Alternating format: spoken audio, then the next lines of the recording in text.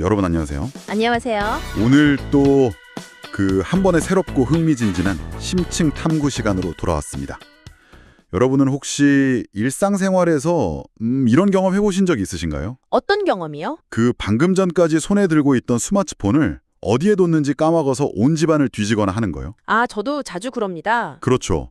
아니면 직장에서 복잡한 보고서를 읽다가 중간쯤 내려왔는데 잠깐, 내가 방금 뭘 읽은 거지?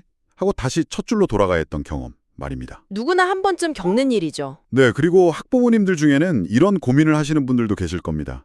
우리 아이는 책상에 오래 앉아서 남들만큼, 아니 남들보다 더 열심히 공부하는 것 같은데 왜 성적은 항상 제자리 걸음일까 하고요. 정말 답답한 노릇이죠. 그래서 오늘 우리가 파헤쳐볼 자료가 바로 이 답답하고 보편적인 문제에 대해 아주 흥미로운 약간 뇌과학적인 단서를 제공하고 있습니다. 네, 맞습니다. 오늘 우리가 깊이 파고들 자료는 해운대 파낙토스 통합내센터에서 제공한 문서입니다. 해운대 파낙토스 통합내센터요? 네, 정 박사라는 분이 설계한 뇌 훈련 프로그램에 대한 분석 문서인데요. 정 박사님이요? 이 자료는 단순히 기억력을 높이는 법 같은 뻔한 자기계발서의 조언을 넘어서요. 우리 뇌가 물리적으로 어떻게 정보를 처리하고 또 그 처리 용량을 어떻게 확장할 수 있는지에 대한 구체적인 메커니즘을 다루고 있습니다. 구체적인 메커니즘이라. 우리는 이 자료가 제시하는 핵심 개념들을 객관적으로 해체해보면서 인지능력 향상이라는 주제의 이면을 샅샅이 살펴볼 예정입니다. 좋습니다. 사실 이 자료의 서두에 등장하는 화두가 굉장히 날카롭습니다. 어떤 부분이죠? 똑같이 공부하는데 왜 우리 아이만 성적이 안 오를까 하는 질문으로 시작하거든요. 아, 뼈아픈 질문이죠. 네. 그런데 저는 이 질문을 꼭 학생들의 시험 성적에만 국한할 필요가 없다고 생각했습니다. 어른들에게도 해당된다는 말씀이시죠? 맞아요. 매일같이 쏟아지는 이메일, 메신저 알림, 수많은 업무 지시 속에서 허덕이는 현대인들, 즉 지금 이 방송을 듣고 계신 여러분과 저에게도 똑같이 적용되는 뼈아픈 질문이 아닐까 싶어요. 충분히 공감할 수 있는 포인트입니다. 똑같이 8시간을 일하는데 왜 어떤 사람은 여유롭게 일을 끝내고 어떤 사람은 정보의 홍수 속에서 길을 잃는 걸까요? 자료에서는 그 해답이 시공간 작업 기억력이라는 것에 있다고 주장합니다. 시공간 작업 기억력이요? 일단 이 개념부터 명확히 짚고 넘어가야 할 것 같네요. 작업 기억력, 이게 일종의 뇌의 램 같은 건가요? 정확한 비유입니다. 컴퓨터에 비유하자면 하드디스크가 아니라 임시 기억 장치인 램에 해당하죠. 아, 램이요? 심리학과 뇌과학에서 말하는 작업 기억력은 우리가 외부에서 들어온 정보를 머릿속에 잠시 유지하면서 동시에 그 정보를 이리저리 조작하고 처리하는 인지 능력을 말합니다. 머릿속에 띄워놓고 작업하는 공간이군요. 네, 그중에서도 시각적 이미지나 공간적 위치와 관련된 정보를 처리하는 것을 시공간 작업 기억력이라고 부릅니다. 그렇군요. 자료에서는 이 복잡한 개념을 아주 직관적인 비유로 설명하고 있는데요. 바로 뇌 속의 책상이라는 개념입니다. 뇌 속의 책상이요?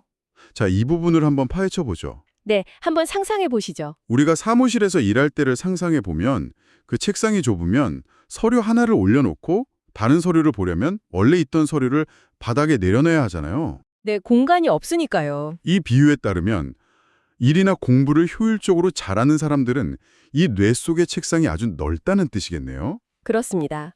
작업 기억력이라는 책상이 넓은 사람은 한 번에 여러 가지 정보를 책상 위에 쫙 펼쳐놓을 수 있습니다. 아, 한눈에 다 보이게요. 어제 읽은 책의 내용, 방금 들은 강의 내용, 그리고 지금 눈앞에 있는 문제의 조건들을 동시에 올려놓고 서로 비교하고 연결하는 작업이 가능하죠. 그럼 반대로 책상이 좁으면 어떻게 되나요? 반면에 이 책상이 좁다면 아무리 비싼 돈을 들여 좋은 인터넷 강의를 듣고 엄청난 양의 독서를 통해 질 좋은 정보를 뇌에 쏟아 부어도 소용이 없습니다. 네, 들어갈 자리가 없으니까요. 맞습니다. 책상 위 공간이 부족하니 해로운 정보가 올라오는 순간 기존의 정보는 밀려나서 바닥으로 떨어져 버립니다. 방금 그 말씀이 아주 중요한 포인트를 짚어주는 것 같습니다. 우리는 보통 인풋의 양, 즉 얼마나 많은 시간을 들여 정보를 주입했느냐에만 집착하는 경향이 있잖아요. 네, 무조건 많이 넣으려고만 하죠. 그런데 이 자료의 주장에 따르면 정보를 받아들이는 공간 자체의 크기, 즉 책상의 크기를 키우지 않으면 아무리 좋은 정보를 쏟아부어도 금방 흘러 넘쳐버린다는 물리적인 한계에 부딪힌다는 거네요. 정확합니다. 그래서 근본적인 접균이 필요한 거죠. 여러분 한번 생각해 보시죠.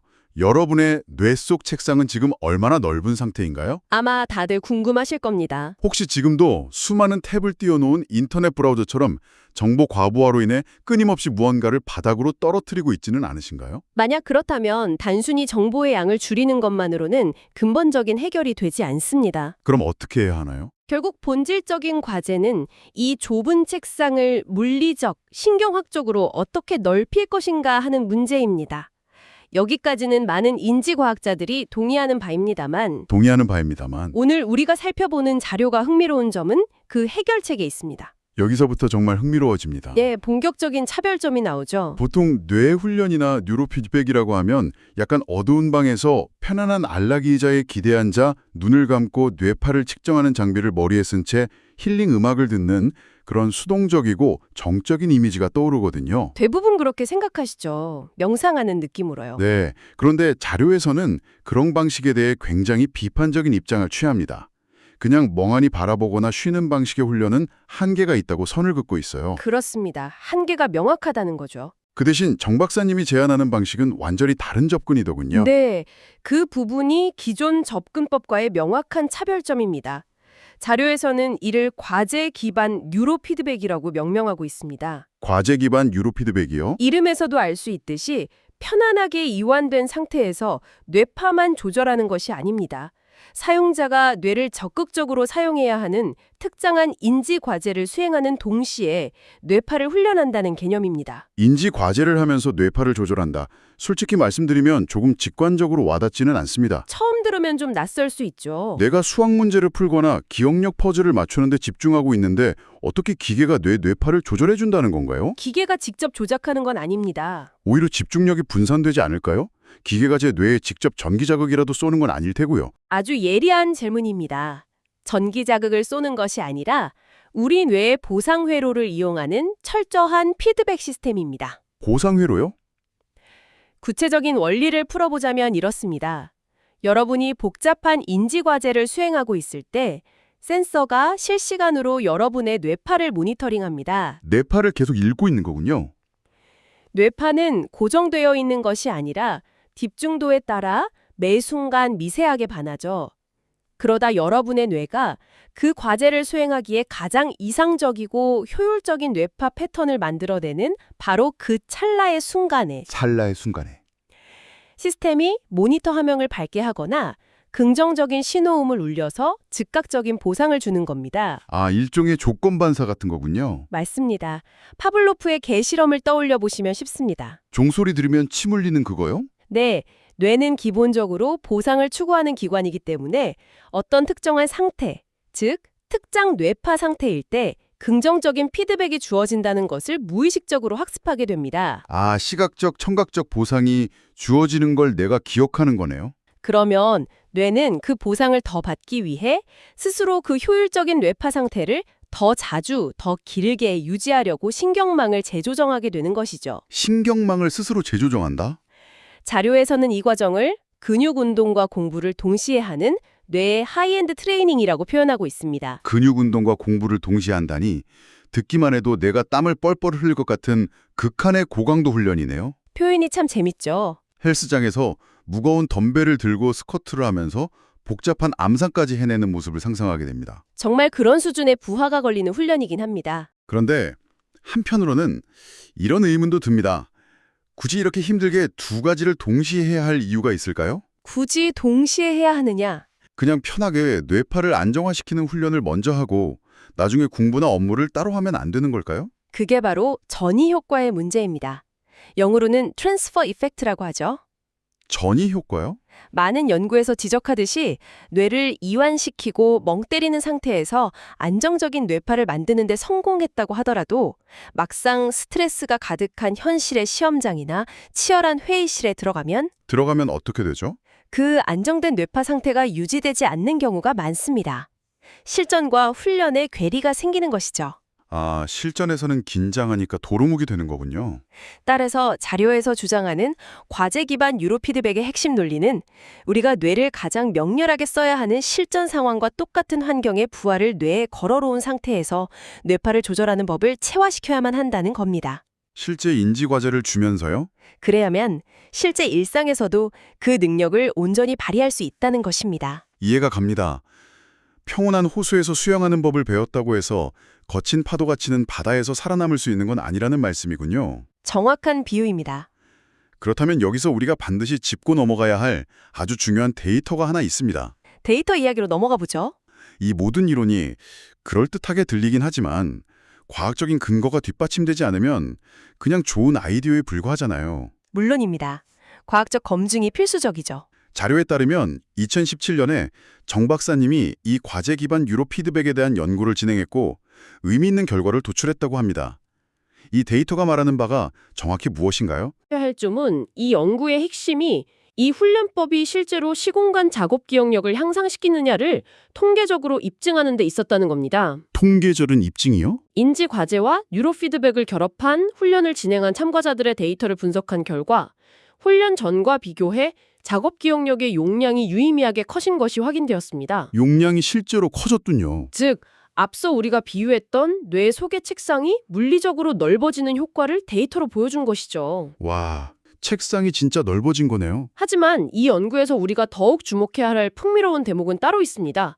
바로 뇌파 데이터의 변화입니다. 뇌파 데이터가 어떻게 변했나요? 참가자들이 과제를 수행할 때 뇌가 에너지를 낭비하지 않고 가장 안정적이면서도 극도로 효율적인 상태로 진입하는 패턴이 관찰되었다는 점입니다. 안정적이면서 극도로 효율적이라. 네, 자동차로 비유하자면 엔진이 시끄러운 굉음이라 불필요한 공회전을 내지 않고 아주 부드럽고 조용하게 돌아가고 있는데 막상 계기판을 보면 시속 200km로 완벽하게 질주하고 있는 최고의 연비 상태 같은 거네요. 오, 아주 훌륭한 비유나요. 딱 그런 상태입니다. 도대체 우린 뇌가 어떻게 이런 마법 같은 상태에 도달할 수 있는지 궁금한데 자료에서는 그 열쇠가 되는 특정한 주파수 대역을 하나 지목하고 있습니다. 네, 아주 중요한 개념이 등장하죠. 바로 SMR 주파수입니다.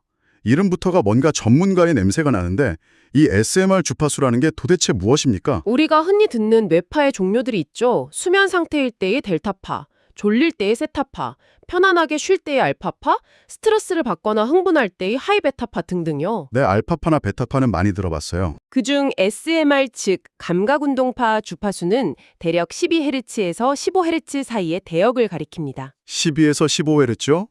이 SMR파가 갖는 신경학적 특성은 매우 모순적이면서도 매력적입니다. 모순적이라는 건 어떤 의미인가요? 신체적으로는 긴장이 완전히 풀려 이완되어 있으면서도 뇌의 인지적 상태는 어떠한 잡념도 없이 또렷하게 깨어있는 고도의 각성 상태를 의미하거든요. 아, 몸은 쉬고 있는데 머리는 미친 듯이 깨어 있다고요? 바로 그겁니다. 자료에 아주 기가 막힌 비유가 하나 있더라고요. 바로 사냥감을 노리는 고양이 비유입니다. 아, 네. 아주 적절한 비유죠. 여러분, 머릿속에 한번 그려보십시오.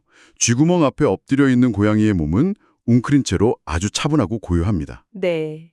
근육에 불필요한 힘이 되어가 있지 않죠. 하지만 그 고양이의 눈빛과 신경은 완전히 살아있어서 쥐가 나오는 그 0.1초의 찰나에 언제든 폭발적으로 튀어나갈 준비가 되어 있습니다. 바로 이 상태가 SMR 뇌파 상태라는 거잖아요. 완벽한 묘사입니다. 반대로 하이베타파 상태라면 몸도 긴장하고 뇌도 과열되어 쉽게 지쳐버렸을 테고요. 그 세타파 상태라면 어떨까요? 세타파 상태라면 집중력이 흐트러져서 쥐가 나와도 반응하지 못했겠죠. 아, 너무 릴렉스해서요. 2017년 연구 자료가 시사하는 바가 바로 이것입니다. 특정한 인지 과제를 수행하면서 동시에 뇌파를 이 SMR 대역으로 유도하는 훈련을 반복했을 때 우리 뇌가 과부하에 걸리지 않으면서도 정보를 처리하는 능력? 그러니까 작업 기억력이요? 네, 그 작업 기억력이 극대화되었다는 겁니다. 하지만 잠깐만요. 사람마다 생김새가 다르듯이 뇌의 구조나 현재 스트레스 상태도 다 다를 텐데 모두에게 무조건 12에서 15Hz의 SMR 주파수를 똑같이 훈련시키는 게 말이 되나요?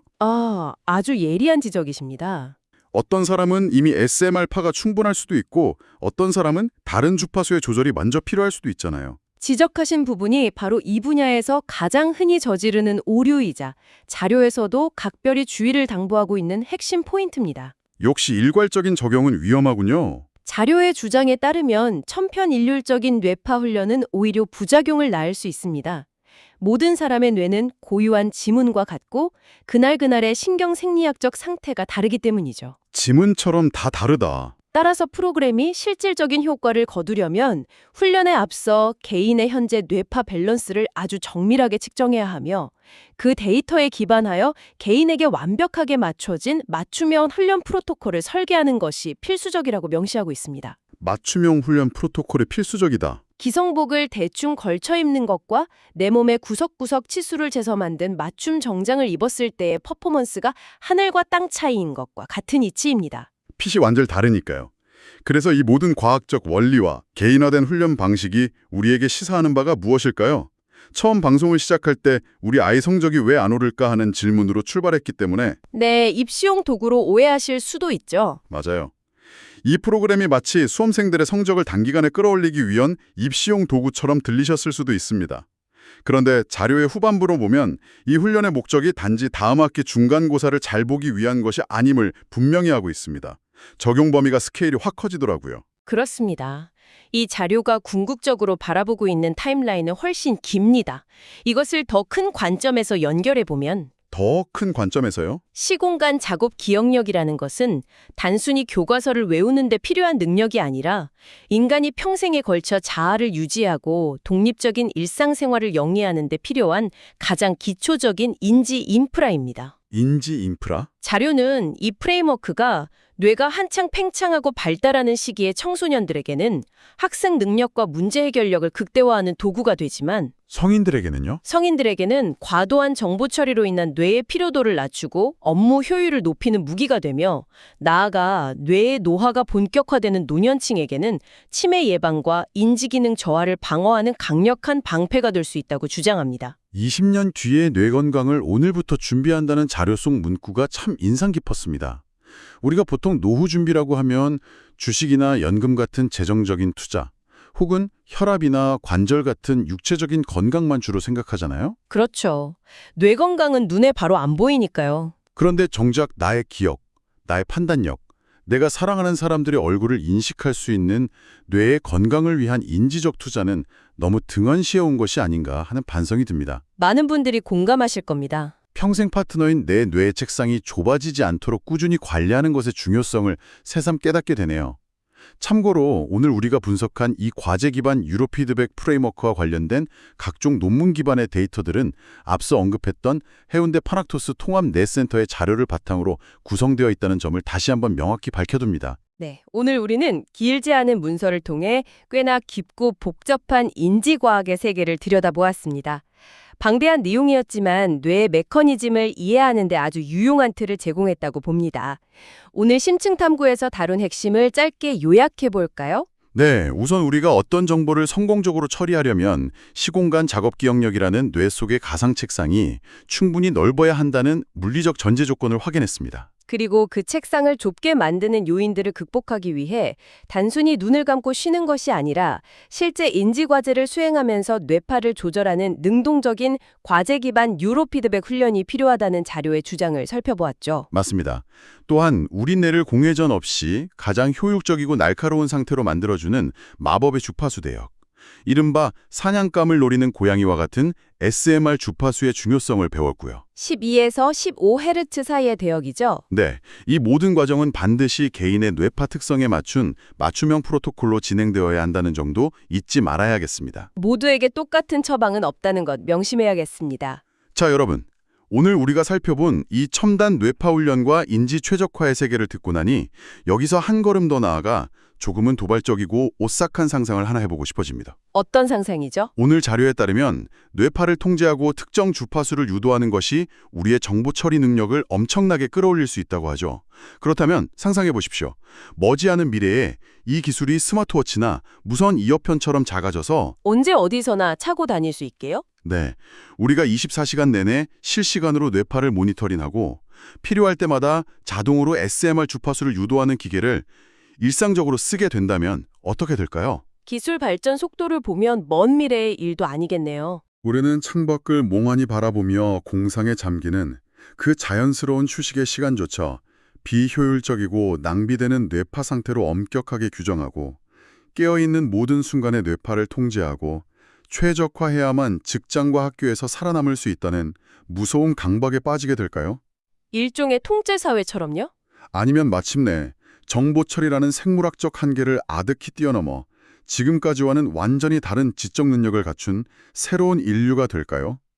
우리 뇌의 잠재력을 극한으로 끌어올리는 기술이 진정한 의미의 업그레이드인지 아니면 자연스러운 뇌의 본성에 대한 통제인지. 정말 깊이 생각해 볼 만한 화두네요. 네, 이 복잡하고 흥미로운 질문은 여러분이 오늘 밤 침대에 누워 스스로의 뇌 속 책상에서 한번 깊이 고민해 보시길 바랍니다. 오늘의 심층 탐구는 여기까지입니다. 여러분, 오늘도 저희와 함께 깊이 있는 사유의 시간을 가져주셔서 감사합니다. 감사합니다.